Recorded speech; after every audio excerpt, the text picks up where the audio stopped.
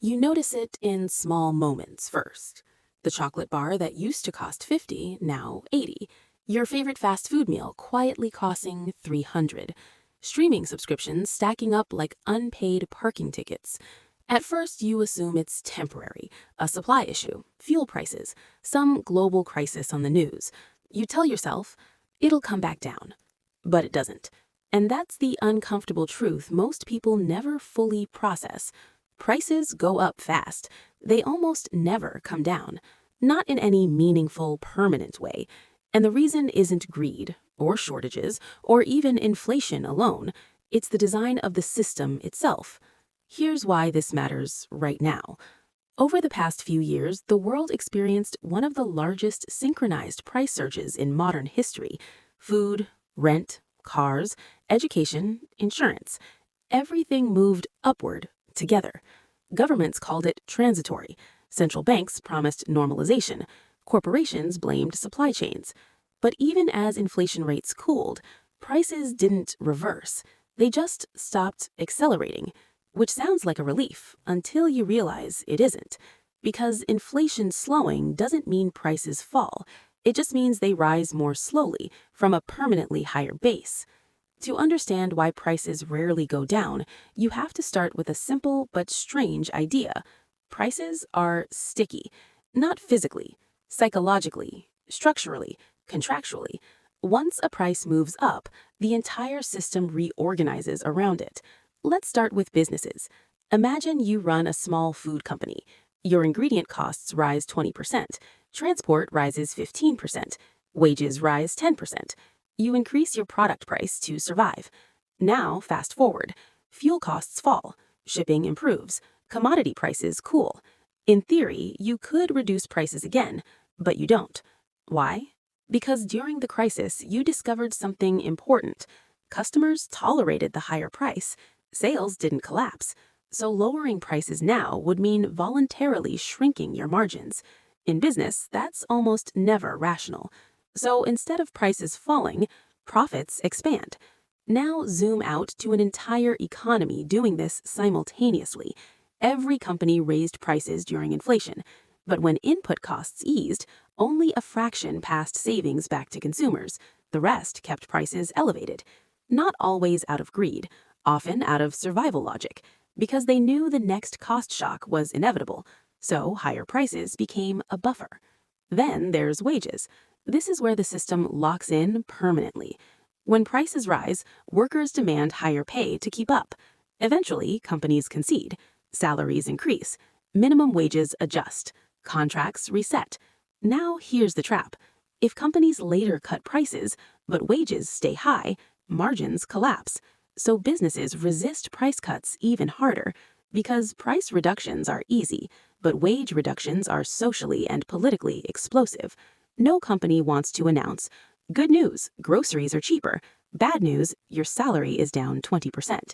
So instead, prices stay high to justify wage structures. This creates what economists quietly call a wage price ratchet. Prices go up, wages follow, prices can't come down. Like a mechanical gear that turns only one direction. But the deepest mechanism sits above businesses and workers, inside monetary policy. Central banks don't actually want falling prices. They fear it. Because falling prices, deflation, sounds good to consumers, but it can paralyze economies. If people expect prices to drop tomorrow, they stop spending today. Why buy a car now if it'll be cheaper next year? Multiply that hesitation across millions of households. Consumption freezes. Business revenues collapse. Layoffs begin. Recession deepens. So central banks aim for the opposite. They target permanent, gentle inflation, usually around 2% annually, which sounds small until you compound it. At 2% inflation, prices double roughly every 35 years, which means the system is engineered for long-term price expansion, not stability. Expansion. And governments reinforce this dynamic through debt. Modern economies run on borrowing. Public debt, corporate debt, household debt. All easier to manage when money loses value slowly over time.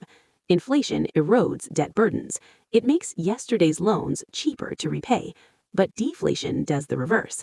It makes debt heavier, harder to service, more likely to default.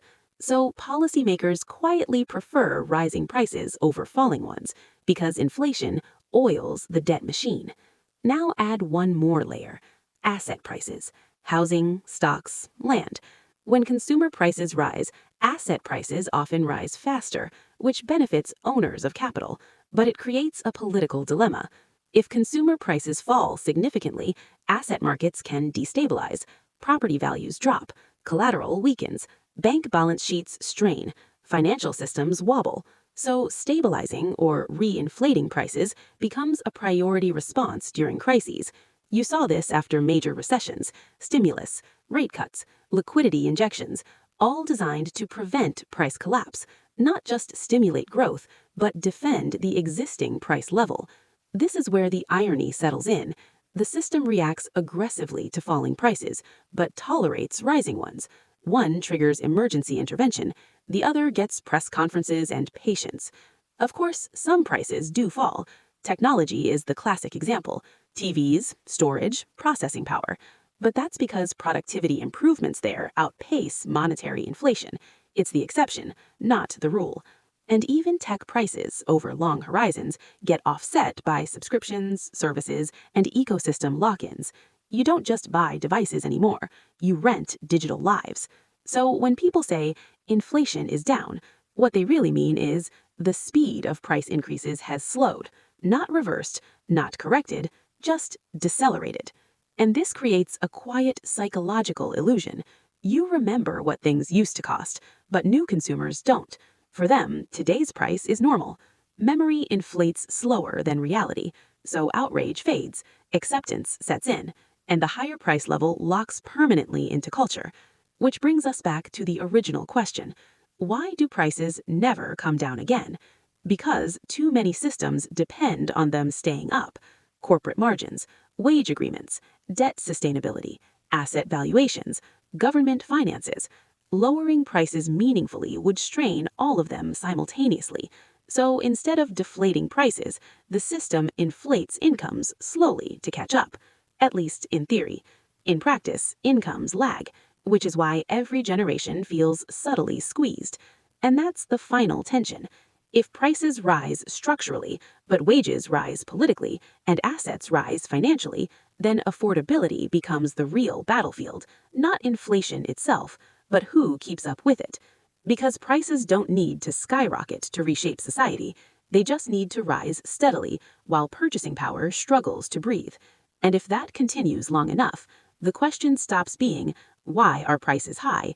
It becomes something far more unsettling.